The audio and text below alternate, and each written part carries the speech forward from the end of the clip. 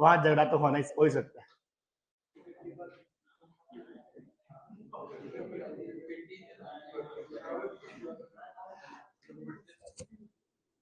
हाँ जी, करें, शुरू करें। आज एक तो बच्चे बहुत कम प्रेजेंट है, गांव गए हुए सब, संडे की छुट्टी कर लेते हैं, गांव पहुंच जाते हैं।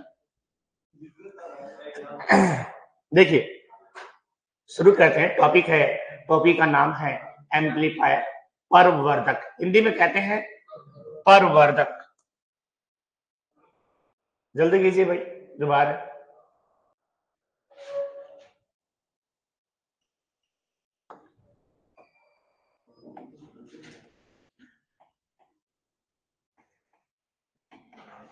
एम्पलीफायर,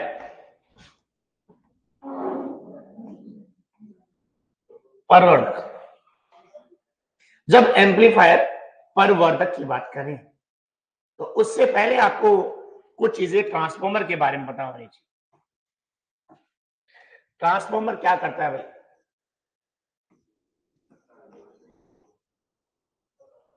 ट्रांसफॉर्मर क्या करता है? विद्युत ऊर्जा को, कौन सी विद्युत ऊर्जा? एसी विद्युत ऊर्जा को एक परिपथ से दूसरे परिपथ पर स्थानांतरित। ट्रांसफॉर्मर का काम होता है एसी विद्युत ऊर्जा को एक परिपथ से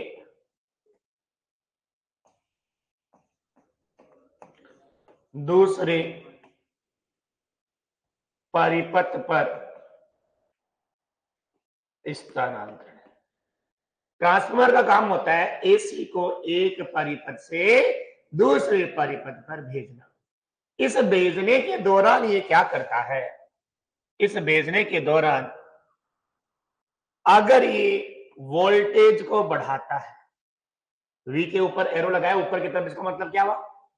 वोल्टेज को बढ़ाता है तो धारा क्या हो जाती है? कम। लेकिन जो शक्ति है, शक्ति P बराबर VI, ये क्या रहती है? नियत। शक्ति में परिवर्तन है। जब ट्रांसफॉर्मर वोल्टेज को बढ़ाता है तो धारा क्या होगी?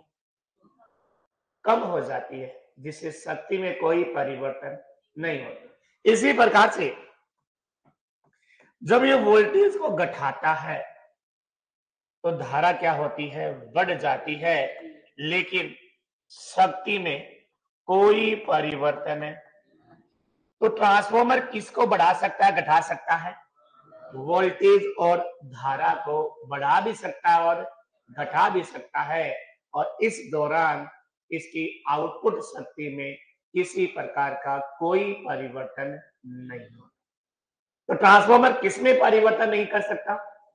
शक्ति में परिवर्तन नहीं कर सकता। ये वोल्टेज और धारा में क्या कर सकता है? परिवर्तन कर सकता।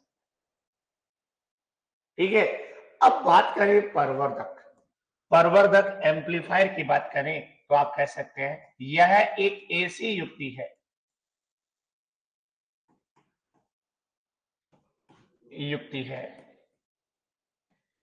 जो दी गई इनपुट एसी की शक्ति में वृद्धि कर सकती है। एम्पलीफायर परवर्धक एक ऐसी युक्ति है जो दी गई इनपुट की शक्ति में क्या कर सकती है? वृद्धि कर सकती है। ट्रांसफॉर्मर एसी के वोल्टेज और धारा में परिवर्तन कर सकता है, शक्ति में परिवर्तन नहीं कर सकता, जबकि एम्पलीफायर शक्ति में भी परिवर्तन कर सकता है। एम्पलीफायर किसमें परिवर्तन कर सकता है? शक्ति में भी परिवर्तन कर सकता है। ध्यान रखना, जब शक्ति को बढ़ाएगा तो ध्यान रखना वोल्टेज और धारा दोनों एक साथ बढ़ेगी, और साथ में शक्ति भी क्या होगी?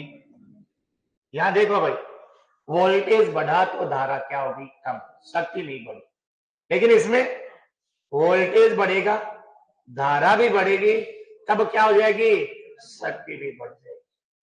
समझ में आ गई बात? तो ट्रांसफॉर्मर और परिवर्तक का अंतर समझ में आया। ट्रांसफॉर्मर क्या कर सकता है, शक्ति को नहीं बढ़ा सकता, वोल्टेज को बढ़ा सकता है, धारा को बढ़ा सकता है। लेकिन वोल्टेज और धारा में भी एक खास बात है, जब ये वोल्टेज बढ़ाता है तो धारा कम, जब वोल्टेज घटाता है तो धारा बढ़ जाती है, ये काम होता है। और ये जो एम्पलीफायर है ये वोल्टेज और धारा को तो बढ़ा ही सकता है और साथ साथ किसको, शक्ति को भी बढ़ा सकता है। क्लियर? अब बात आती है अगला पॉइंट, ये वास्तव में ऐसा कैसे कर सकता है, क्योंकि शक्ति और ऊर्जा के बारे में एक बात कही जाती है कि ऊर्जा को न तो नष्ट किया जा सकता, न ही उत्पन्न किया जा सकता, इसे एक रूप से दूसरे रूप में परिवर्तित किया जा सकता। ये आपने पढ़ा है। कहने का मतलब है मैं यहां से कोई भी, ये मान लीजिए ये है एम्पलीफायर, ये है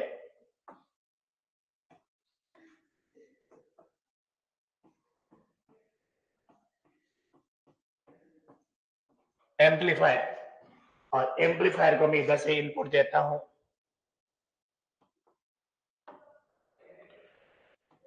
ऐसा इनपुट,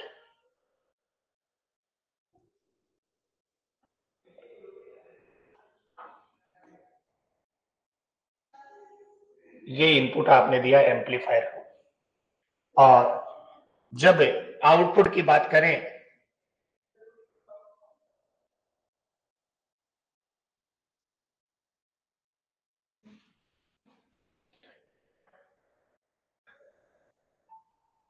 दिख रहा है क्या? अरे बढ़कर मिल रहा है, घटा कटके मिल रहा है, यहाँ छोटा सा था और यहाँ पर बड़ा मिल रहा है, नहीं मिल रहा? यानी कि एम्पलीफायर शक्ति में क्या कर रहा है, परिवर्तन कर रहा है। लेकिन ऊर्जा संरक्षण का नियम कहता है कि ऊर्जा को न तो नष्ट कर सकते और न ही उत्पन्न कर सकते, तो इसकी ऊर्जा कैसे बढ़ सकती है, नहीं बढ़ सकती, नहीं बढ़ सकती। इसका मतलब इसको कहीं ना कहीं से ऊर्जा मिल रही है। बैंक में आपने पैसे जमा करवाए 10,000, एक साल बाद में आपको रुपए मिले 12,000, ऐसा तो कैसे हो सकता है? मतलब कहीं ना कहीं से बैंक के पास पैसे आ रहे हैं, कहीं ना कहीं से आ रहे हैं, तभी वो आपको बढ़ाकर दे रहे हैं, अन्यथा बढ़ाकर वरना तो आपके घर की तिजोरी में पैसा होना चाहिए था। तिजोरी में जिस दिन 10,000 रुपए रखो, एक साल बाद निकालो 12,000 निकलने चाहिए, है या नहीं? कितने निकलने चाहिए? 12 निकलने चाहिए, 10 भी नहीं निकलने का चोरी हो सकते हैं ना। तो कुछ ना कुछ ऐसा है कि बढ़ोतरी हो रही है, और वो कुछ ना कुछ क्या है, बाइसिंग। क्या? बाइसिंग के द्वारा कौन सी सप्लाई दी जाती है, डीसी। ये बाइसिंग देते हैं, डीसी सप्लाई देते हैं, जिससे जो इनपुट एसी है वो बढ़कर क्या मिलती है, आउटपुट में मिलती है। इनपुट एसी है वो बढ़कर क्या मिलती है, आउटपुट पर प्राप्त होती है। Point clear? अरे कोई डाउट? डाउट नहीं है ना? तो एम्पलीफायर क्या काम करता है, एम्पलीफायर बाइसिंग से ऊर्जा प्राप्त करता है, शक्ति प्राप्त करता है, जो इनपुट में जोड़कर कहां प्रदान कर देता है, बैंक में क्या करते हैं, आप जो पैसा जमा करवाते हैं उस पैसे को बैंक किसी को ब्याज कर देती है, और ब्याज वाले से 10% पे लेती है और आपको 4% पे ब्याज दे देती है। बाकी बीच का 6% कौन खा जाता है, बैंक खा जाता है। नुकसान नहीं है ना? तो वही बात यहां हो रही है, ये बाइसिंग से क्या करेगा, शक्ति लेगा, वो आप वाले एसी में जोड़ेगा और आउटपुट पर प्रदान है। तो प्रवर्धक एम्पलीफायर के बारे में एक बात कही जा सकती है कि एम्पलीफायर बाइसिंग से शक्ति प्राप्त करके इनपुट में जोड़कर इनपुट की शक्ति को बढ़ाकर आउटपुट में प्रदान है। लिख दो किसको मैं,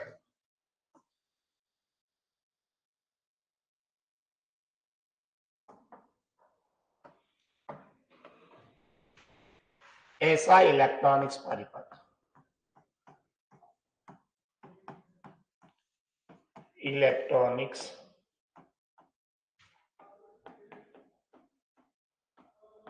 जो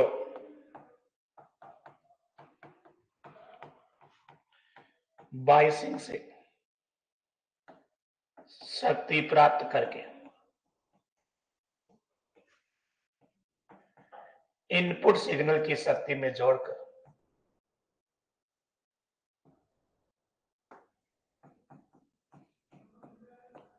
इनपुट सिग्नल की शक्ति में जोड़कर उसकी शक्ति बढ़ाकर आउटपुट प्रदान करता है। बायसिंग से शक्ति प्राप्त करता है, इनपुट सिग्नल की शक्ति में जोड़ता है और उसकी शक्ति को बढ़ाकर क्या करता है, आउटपुट प्रदान करता है। वह परिपथ कौन है? प्रवर्धक एम्पलीफायर। ठीक है। अब देखो, आपने कंप्यूटर के बारे में सुना होगा। कंप्यूटर की कौन सी पीढ़ी चल रही है अभी? 5वीं पीढ़ी चल रही है कंप्यूटर की। और इन पीढ़ियों में सबसे पहली पीढ़ी की बात करें, पहला कंप्यूटर किसकी सहायता से बना था? निर्वात नली। और कंप्यूटर में प्रवर्धक तो चाहिए। तो उसमें जो प्रवर्धक थे वो किससे बने थे? निर्वात नलिकाओं की सहायता से। निर्वात नलिकाओं को इंग्लिश में कहते हैं वैक्यूम ट्यूब। तो नाम सुना होगा, वैक्यूम ट्यूब। तो प्रारंभ में प्रवर्धक का निर्माण किससे हुआ? वैक्यूम ट्यूब की सहायता से, निर्वात नलिकाओं की सहायता से। अब प्रवर्धक तो बना दिया। कंप्यूटर आपको पता है पहले कंप्यूटर का आकार बहुत बड़ा आकार था। कंप्यूटर का पहले कंप्यूटर का था बहुत बड़ा आकार, घर के बराबर। चलाने वाला आदमी बटन दबाता, पूरे घर में सिग्नल। ठीक है। और उसको चलाने के लिए कम से कम 80 वोल्ट डीसी की जरूरत पड़ती थी। यानी कि अपने 12 वोल्ट वाली बैटरियां तो आपको खूब सारी खंभे लेनी पड़ती थी, तब जाके 80 वोल्ट बनता। कहने का मतलब उसको चलाने के लिए अधिक पावर सप्लाई की जरूरत। और निर्वात नलिकाएं कांच से बनती थी। अब कांच की नली हो तो टूटने की संभावना, मरम्मत की आवश्यकता। और नली भी 1 मीटर लंबी होती थी। अब घर पे खरगोश पालना तो आसान है, लेकिन हाथी पालना हो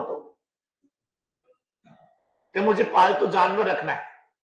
और आदमी के दिमाग में आया क्या, तो खरगोश पालोगे, हाथी पालते इस बार तो क्या होगा? खर्चा बहुत होगा। कहने का मतलब हाथी खाएगा ज्यादा, तो उसका खर्चा क्या होगा? बहुत ज्यादा होगा। और खर्चा ज्यादा होगा यानी कि ऊर्जा खपत ज्यादा, दक्षता क्या हो जाएगी? ये सारी कमियां हो जाएगी। तो मैं लिख देता हूं, प्रारंभ में प्रवर्धक का निर्माण।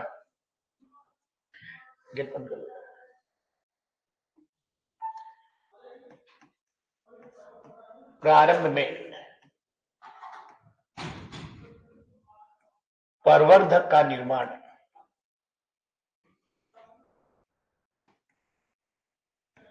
निर्वात नलिकाओं की सहायता से हुआ।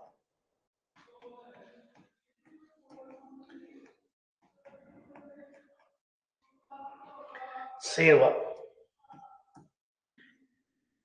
अब प्रवर्धक का निर्माण तो निर्वात नलिकाओं की सहायता से हो गया, जिसमें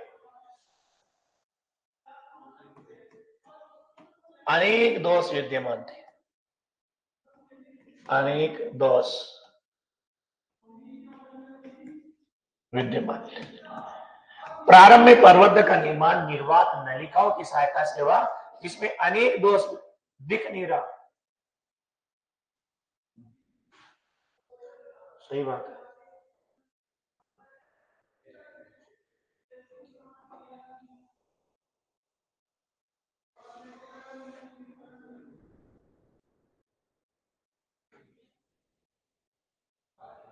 चलो आगे।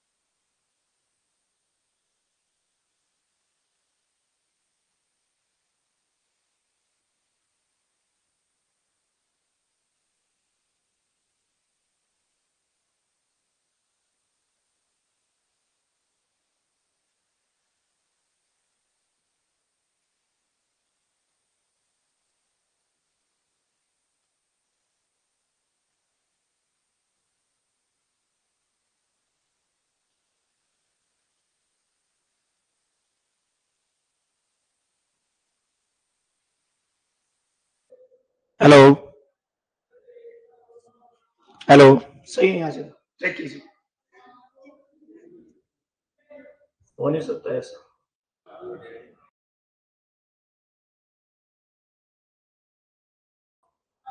हेलो हेलो सही होना चाहिए मेरे हिसाब से, यहाँ से सही है।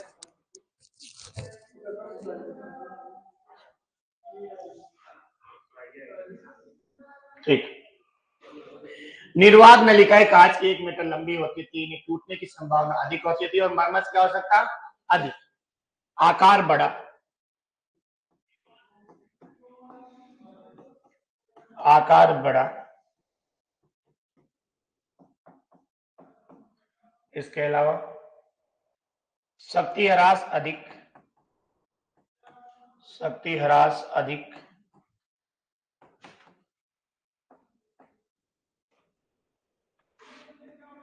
दक्षता कम। आकार बड़ा होता था, शक्ति ह्रास अधिक होती थी और दक्षता क्या होती थी कम होती थी। ये सारी परेशानियां किसके साथ में थी, जब निर्वात नलिकाओं के द्वारा किसका निर्माण करें, एम्पलीफायर का निर्माण। ओके, और इसके अलावा कह सकते हो स्थानांतरण कठिन, भाई एक जगह से दूसरी जगह ले जाना हो तो कांच की नली को लेके जाओ तो एक जगह से दूसरी जगह बहुत ध्यान से लेके जाना पड़ता है, क्योंकि रास्ते में कहीं भी टूट सकती है। ठीक है, ये सारी परेशानियां किसके साथ में थी, निर्वात नलिकाओं द्वारा बनने वाले एम्पलीफायर। और सन 1948 में,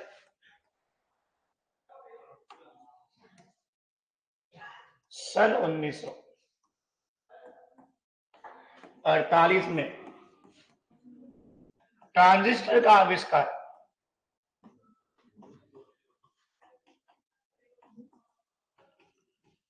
होने के बाद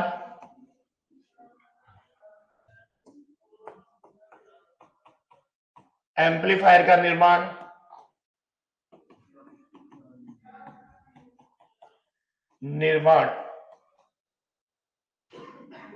ट्रांजिस्टर से हुआ। सीकर में 2002 में मोबाइल फोन आया था, 2002।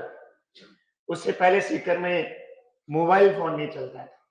2002 में सबसे पहले बीएसएनएल का लॉन्च हुआ, शायद बीएसएनएल का ही हुआ था जहां तक मुझे ध्यान है। और उस वक्त मोबाइल फोन के रूप में काम लेते थे मोटोरोला, नाम सुना होगा आपने। मोटोरोला बड़ा सा फोन आता था, उसमें बाहर एरियल निकलने की सुविधा भी होती थी। पहले जो मोबाइल फोन आया था उसमें क्या था, एरियल निकलने की सुविधा, और उससे केवल बात होती थी, वो टेक्स्ट मैसेज आप भेज सकते हो, भेज सकते हो। फिर 2004 तक नोकिया वाला फोन मार्केट में, नोकिया 1100 बोलते कौन सा होता था, हाँ वो आता था जिसमें सांप वाला गेम खेलते थे ना, वो फोन मार्केट में आया। और उस वक्त केवल कीपैड होता था, एंड्रॉइड नाम को जानते नहीं थे। लगभग 2007-8 तक, 7-8 तक मार्केट में एंड्रॉइड नहीं था। 7-8 की बात में fully Android touch screen mobile phone है। उसके साथ ही व्हाट्सएप, फेसबुक ऐसी चीजों का आविष्कार।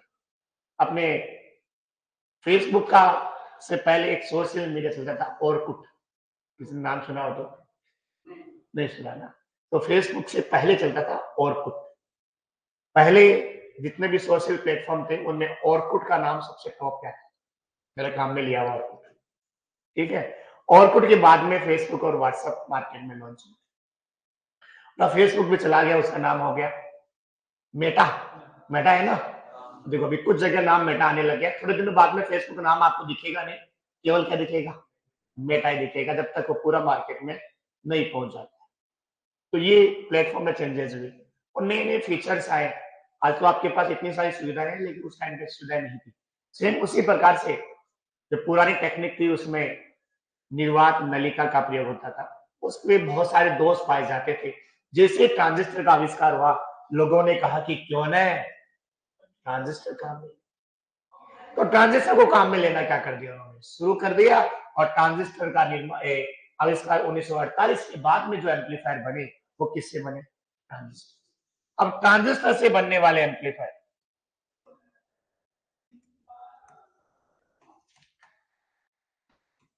ट्रांजिस्टर से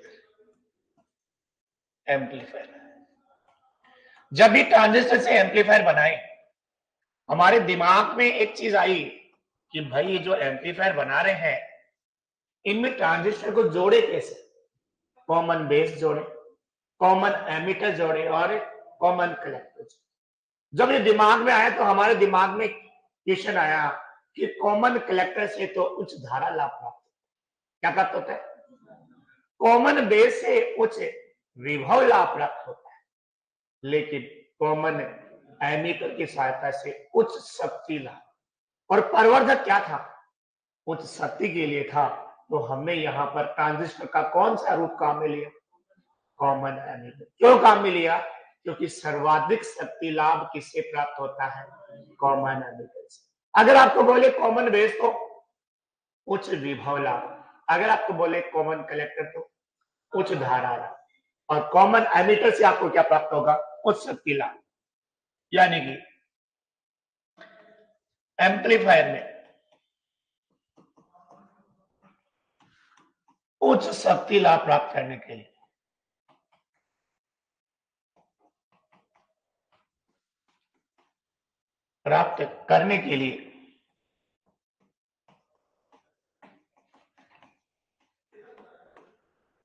ट्रांजिस्टर को किसमें, कॉमन एमिटर सीई में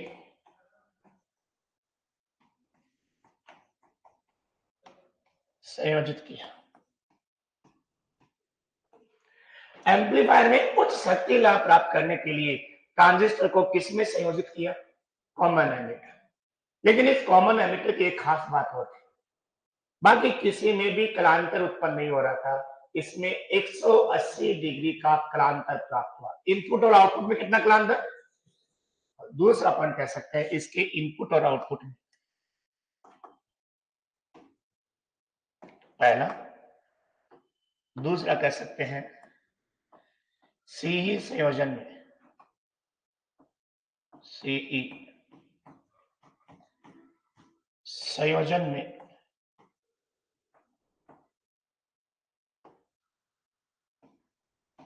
इनपुट व एवं आउटपुट में 180 डिग्री का कलांतर प्राप्त हुआ। जो सीई संयोजन था उसमें इनपुट और आउटपुट में कितना कलांतर प्राप्त हुआ, 180 डिग्री का कलांतर प्राप्त हुआ। इनपुट और आउटपुट में 180 डिग्री का कलांतर प्राप्त हुआ सीई संयोजन। यहां तक क्लियर है, ये दो खास बात है। अब बात करते हैं एम्पलीफायर का वर्गीकरण। अगला पॉइंट आता है एम्पलीफायर का वर्गीकरण। जब एम्पलीफायर का वर्गीकरण की बात करें तो सबसे पहले बात करते हैं आवृत्ति के आधार पर। किसके आधार पर, आवृत्ति के आधार पर। आवृत्ति के आधार पर वर्गीकरण की बात करें तो पहला है एएफ एम्पलीफायर। एएफ मतलब audio frequency amplifier. AF amplifier audio frequency amplifier. दूसरे का नाम है RF amplifier.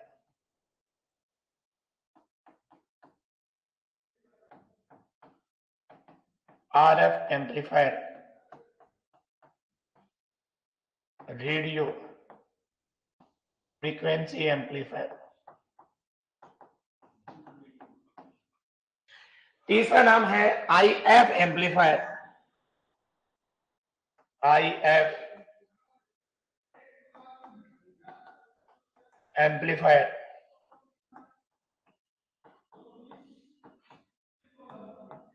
Intermediate frequency amplifier.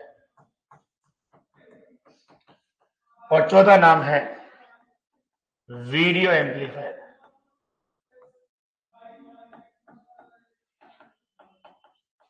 जिसको कहते हैं पल्स एम्पलीफायर। तो फ्रीक्वेंसी के आधार पर एम्पलीफायर कितने प्रकार के? 4 प्रकार के। कौन कौन से? AF amplifier, RF amplifier, IF amplifier और वीडियो एम्पलीफायर, जिसको क्या कहते हैं? पल्स एम्पलीफायर के नाम से जानते हैं। ये 4 प्रकार के एम्पलीफायर किसके आधार पर है? आवृत्ति के आधार। ठीक है। सबसे पहले तो इसमें लिखा ना ऑडियो। ये ऑडियो मतलब हिंदी में क्या बोलते हैं? ऑडियो का मतलब ध्वनि। ठीक है। साउंड का मतलब भी क्या होता है? ध्वनि। तो सबसे पहले आपको ध्वनि के बारे में थोड़ी बेसिक जानकारी होनी चाहिए ताकि हम इन एम्पलीफायर को पढ़ेंगे। ठीक है। ध्वनि और प्रकाश नाम सुना होगा आपने। ध्वनि क्या होती है? सबसे पहले ध्वनि के बारे में कुछ बता दीजिए मेरी। ध्वनि साउंड या ऑडियो? हाँ जी। ध्वनि के बारे में कुछ वैसी जानकारी जो पेपर में पूछी जाती है। ध्वनि एक प्रकार की क्या है? ऊर्जा, जिसकी वजह से सुनाई देता है। अगर ध्वनि नहीं हुई तो कुछ भी सुनाई नहीं देगा। तो ध्वनि एक प्रकार की ऊर्जा है। ध्वनि एक प्रकार की ऊर्जा है जिससे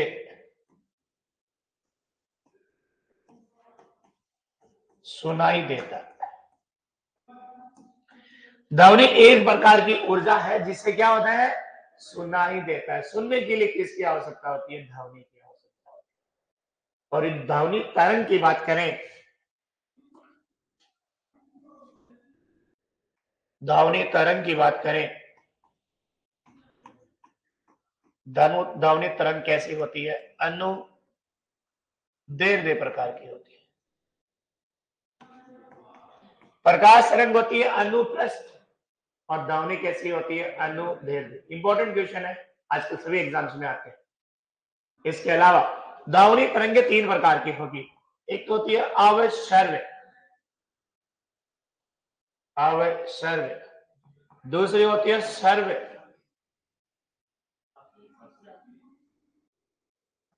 और तीसरी होती है प्रश्रव्य।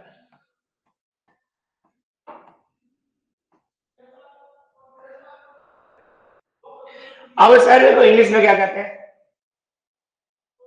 अवश्रव्य को इंफ्रासाउंड, साउंड अल्ट्रासाउंड। प्रश्रव्य क्या बोलेंगे? अल्ट्रासाउंड। ये कौन सी होती है? इंफ्रासाउंड। ये होती है इंफ्रा साउंड। ये होती है ऑडिबल।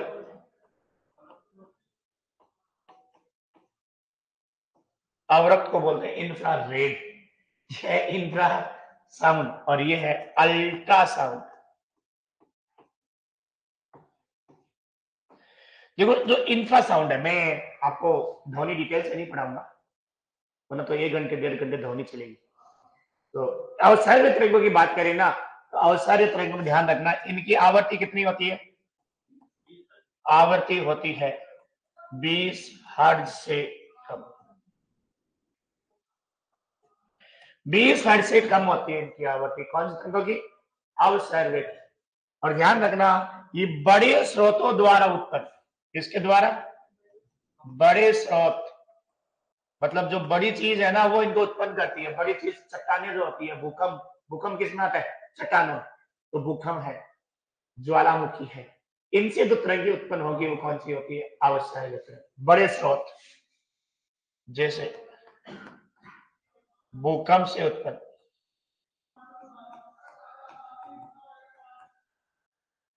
बड़े स्रोत जैसे भूकंप से उत्पन्न, अब जब चीज कोई बड़े स्रोत से उत्पन्न होती है तो कान भी सुनने के लिए क्या चाहिए, बड़े वाले चाहिए, अपने छोटे छोटे बड़े कान किसके होते हैं, हाथी के। तो हाथी इन तरंगों को सुन सकता है, ध्यान रखना, बड़े स्रोतों द्वारा उत्पन्न होती है, हाथी इन्हें सुन सकता है।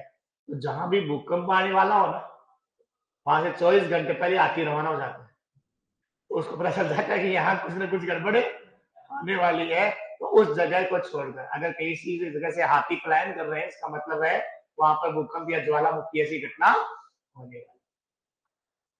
क्लियर। दूसरी होती है सर्व तरंगे। सर्व तरंगों का मतलब है जो मानव को सुनाई देती है, इनकी आवृत्ति होती है 20 हर्ट्ज से 20 किलो हर्ट्ज। ठीक है, और मानव सुन सकता है, यानी मानव द्वारा सुनने योग्य।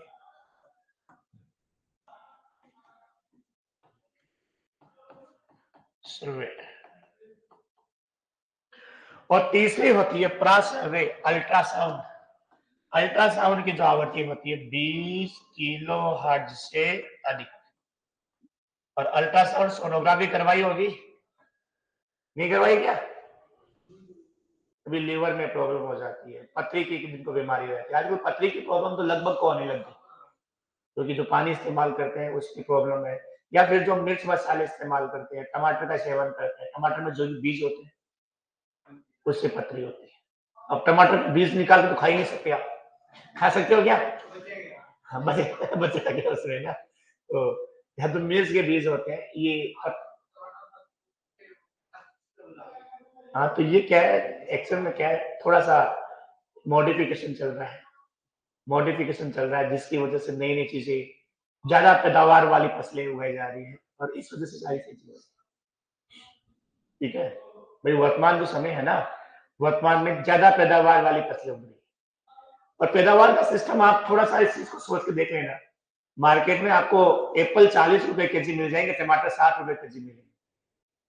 समझ भाई बात, क्योंकि एक समय ऐसा था कि फ्रूट्स में एप्पल महंगा आता था, तो उस वक्त लोगों ने एप्पल की नई नई किस्मों का आविष्कार किया, और नई नई किस्मों का आविष्कार करके अलग अलग प्रकार के पेड़ बने, और अधिक पैदावार वाले पेड़ बने, तो एप्पल का उत्पादन क्या हो गया, बढ़ गया, वो तो हो गया सस्ता।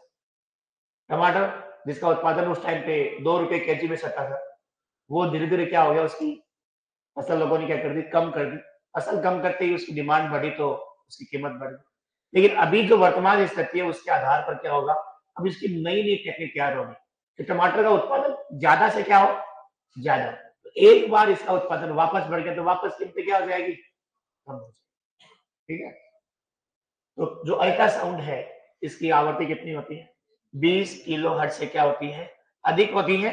और ध्यान रखना, ये कौन सुन सकता है, चमगादड़ है,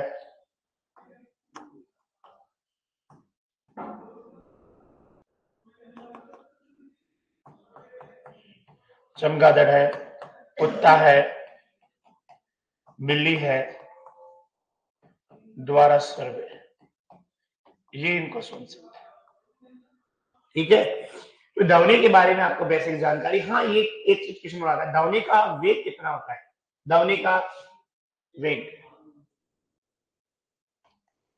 ध्वनि का वायु में वेग या हवा में वेग सामान्यतः होता है 331 मीटर प्रति सेकंड। ये होता है कमरे के ताप पर। हाँ, अलग अलग पदार्थ में अलग होता है। हवा में कितना होता है, 331, कुछ जगह 30 मिलेगा, कुछ जगह 32 मिलेगा मीटर प्रति सेकंड। ये किस पे होता है, कमरे के ताप पर। अरे अलग अलग पदार्थों में अलग अलग। और ध्वनि के वेग की एक खास बात है, ध्वनि का सॉलिड में वेग, सॉलिड मतलब ठोस में वेग ज्यादा होता है, द्रव में वेग क्या होता है, कम, और गैस में वेग क्या होता है, सबसे कम, और निर्वात में ध्वनि का वेग 0 होता है। निर्वात में ध्वनि का वेग क्या होता है, 0। और मैं अगर प्रकाश के वेग की बात करूं, प्रकाश का वायु में वेग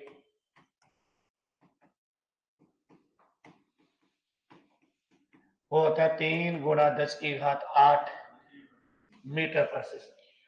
और प्रकाश के वेग की खास बात है, प्रकाश का वेग निर्वात में सबसे ज्यादा, उससे कम किसमें? गैस में, उससे कम किसमें? द्रव्य में, और सबसे कम किसमें वेग होता है? ठोस में।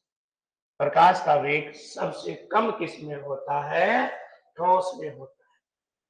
ध्वनि का वेग निर्वात में 0, ध्वनि निर्वात से गमन नहीं कर सकती, ध्वनि निर्वात से गमन नहीं कर सकती।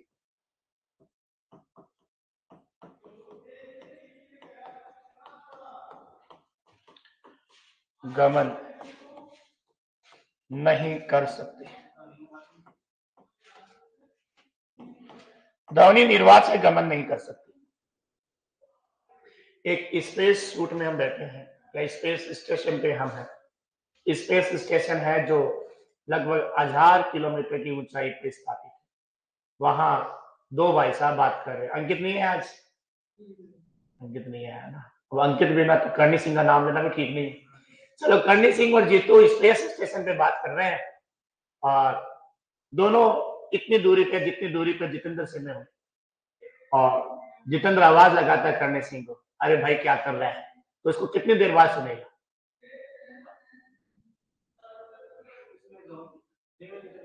नहीं सुनेगा, क्योंकि वहां निर्वात है।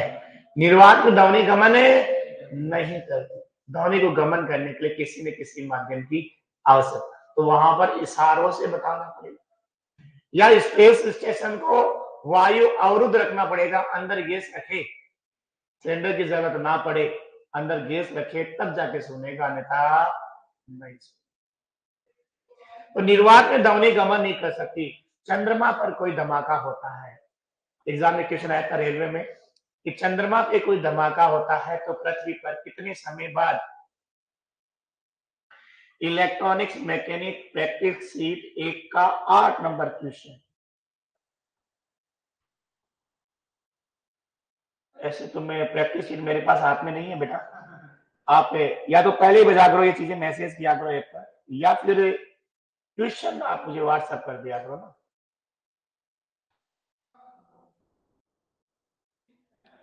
हाँ जी, तो एग्जाम में क्वेश्चन आया था, चंद्रमा पे धमाका होता है तो पृथ्वी पर कितने समय बाद सुनाई देगा? सुना ही देगा। ऐसे अगर धमाके सुनते तो हम लोग तो चैन से सो ही नहीं सकते, क्योंकि अंतरिक्ष में तो कभी कौन सा पिंड टकराता है, कभी कौन सा पिंड टकराता है, तो उनके धमाके हमें नहीं सुनने वाले। क्यों? क्योंकि ध्वनि निर्वात से गमन, उन पिंडों के बीच में और पृथ्वी के बीच में निर्वात है, निर्वात से ध्वनि का गमन नहीं होता, तो कभी भी वो धमाके हमें सुनाई नहीं देने वाले। क्लियर? चलिए आगे। हाँ बोलिए। प्रकाश उत्पन्न करते हैं, लेकिन वो इतनी दूर से प्रकाश उत्पन्न करते हैं कि हमें इतना विशेष दिखाई, हाँ हल्का सा दिख सकता है, इससे ज्यादा नहीं दिख सकता। आपको शायद पता होगा कि तारों का प्रकाश कितना है। पृथ्वी के समीपस्थ तारा कौन सा है? सूर्य। सबसे समीप तारा सूर्य है। सूर्य का भी हमें नामात्र का प्रकाश मिलता है।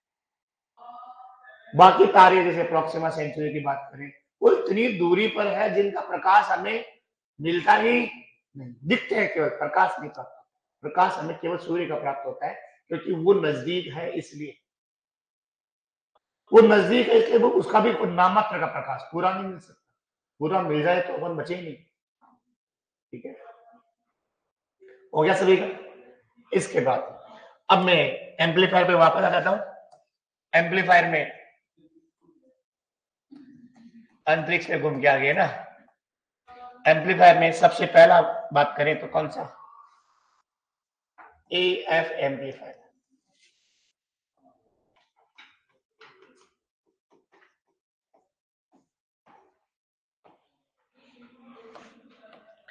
अगर सूर्य अपना प्रकाश मात्र 1 घंटे के लिए देना बंद कर दे तो क्या होगा? 1 घंटे नहीं, 10 मिनट के लिए सूर्य अपना प्रकाश देना बंद कर दे तो क्या होगा?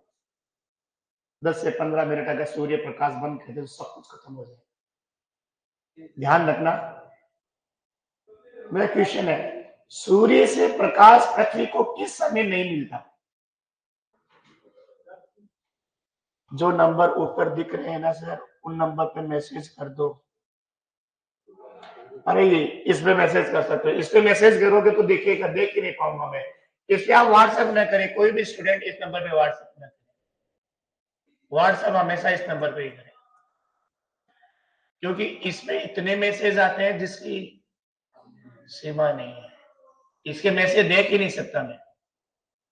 इसमें आप करोगे या एक पर चैट सेक्शन दे रखा है ना, उसमें सिर्फ काम की बात होती है, ठीक है, तो सबसे बेस्ट तो रहता है ऐप में जाओ और चैट सेक्शन में मैसेज करो, क्योंकि अगर आपने ऐप में चैट सेक्शन में मैसेज किया तो उसका जवाब जरूर मिलेगा आपको।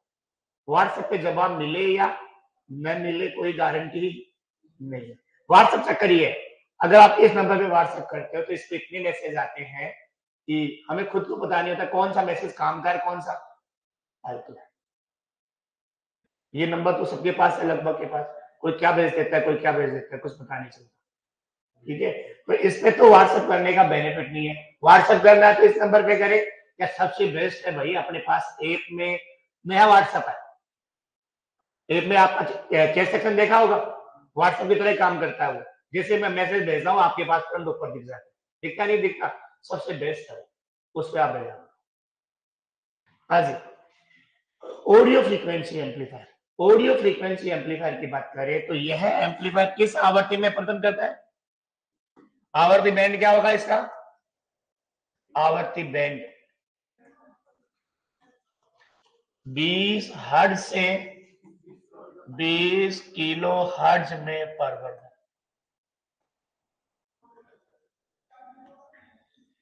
20 हर्ट्ज से लेकर 20 किलो हर्ट्ज आवर्ती में क्या होता है? परिवर्तन, इस सीमा में परिवर्तन, ठीक है। तो ट्रांजिस्टर बायसिंग ऐसे रखते हैं कि वो कहां परिवर्तन करें? 20 हर्ट्ज से लेकर 20 किलो हर्ट्ज तक क्या करें? परिवर्तन करें। इनका उपयोग कहां करेंगे? उपयोग होता है ट्रांसमीटर और रिसीवर में। क्या होगा? ट्रांसमीटर और रिसीवर दोनों में ऑडियो फ्रीक्वेंसी होती है, तो ट्रांसमीटर और रिसीवर की, ट्रांसमीटर एवं रिसीवर में, रिसीवर में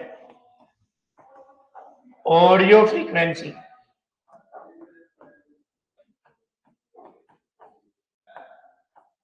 सिग्नल के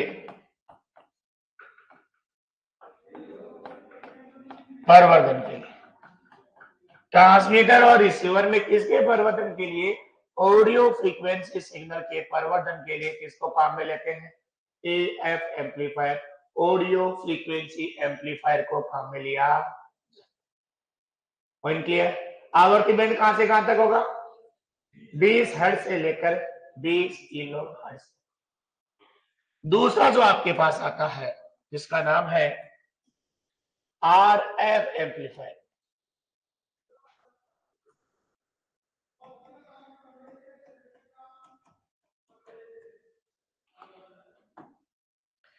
और आवर्ती बैंड कहां से कहां तक होगा? आवर्ती बैंड 20 किलो हर्ट्ज से लेकर 3 गुणा 10 की घात 6 मेगाहर्ट्ज। इसको आप ऐसा भी लिख सकते हो 3 गुणा 10 की घात 12 हर्ट्ज तक परिवर्तन के लिए किसको काम में लेते हैं? रेडियो फ्रीक्वेंसी एम्पलीफायर को काम में लेते हैं। फ्रीक्वेंसी बैंड ज्यादा होने के कारण इन एम्पलीफायर को किसी विशेष आवृत्ति पर ट्यून किया जाता है। क्या करते हैं? ट्यून करते हैं, मतलब एक ही जगह पर ये प्रदान करते हैं। तो दूसरा कह सकते हैं आवर्ती बैंड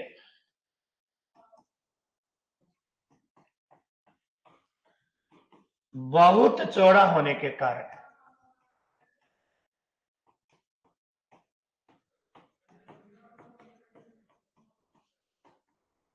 इन्हें किसी विशेष आवृत्ति पर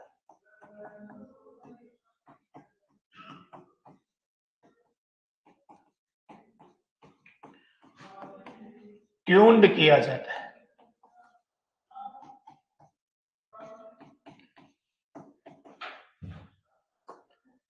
जाता है एवं ये एम्पलीफायर, इस प्रकार के एम्पलीफायर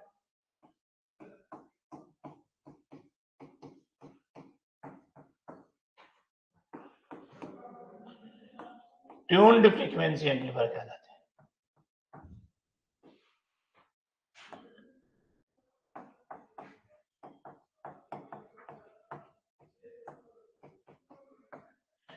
भाई जो आवर्ती बैंड है 20 किलो हर्ट्ज से लेकर 3 गुणा 10 की घात 12 मेगा हर्ट्ज बहुत चौड़ा है और इसमें कोई एक एम्पलीफायर प्रवर्धन नहीं कर सकता। तो इन्हें किसी विशेष आवृत्ति पे क्या करते हैं, ट्यून्ड करते हैं और इस प्रकार बनने वाले एम्पलीफायर कहलाते हैं ट्यून्ड फ्रीक्वेंसी।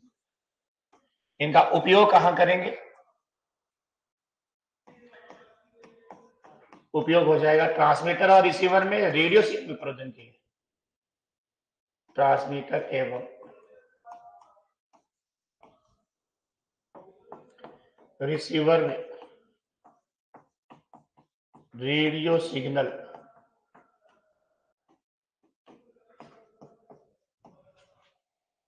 प्रवर्धन।